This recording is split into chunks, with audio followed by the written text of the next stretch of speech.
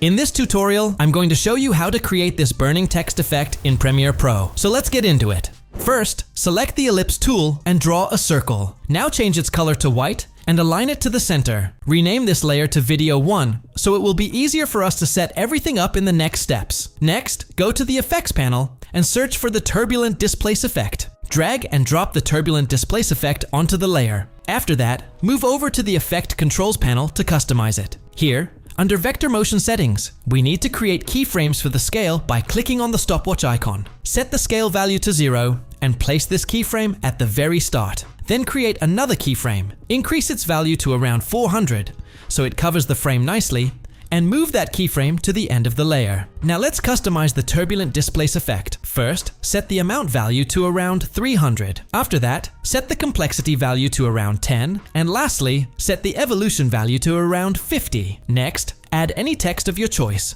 After that, move over to the graphics properties to adjust the text settings. You can change the font style, font size, and color of your text. Lastly, select the center alignment icon to align the text both horizontally and vertically to the center of the screen. Alright, now we need to move the text layer under Video 1. After that, go to the Effects panel again and search for the Track Matte Key effect. Drag and drop the Track Matte Key effect onto the text layer, then move over to the Effect Controls panel to customize it. Now select the third track as the matte layer, because this track contains the circular video. After that, enable the reverse option by clicking on this box. Alright, now you can see the text reveal animation effect.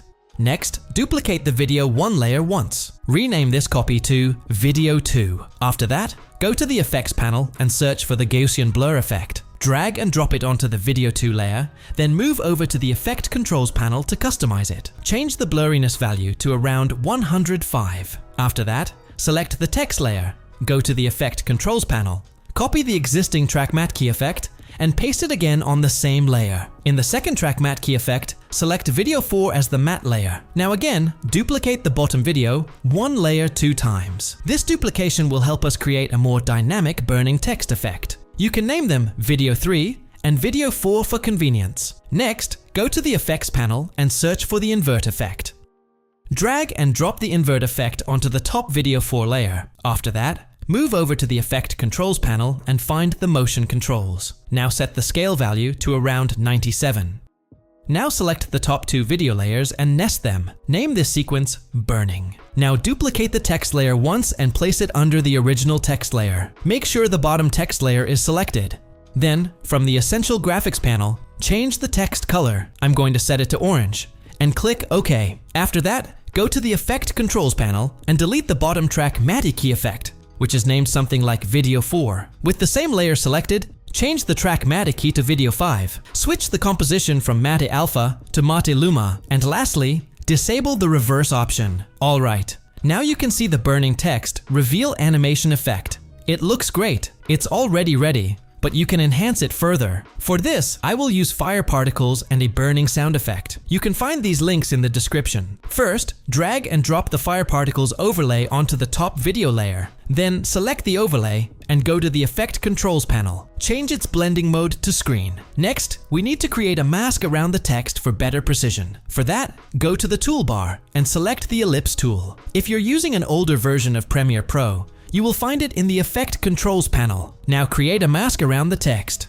After that, customize the ellipse mask. You'll notice the mask is under Unassigned, so drag it under Opacity. Then change the feather value to 100.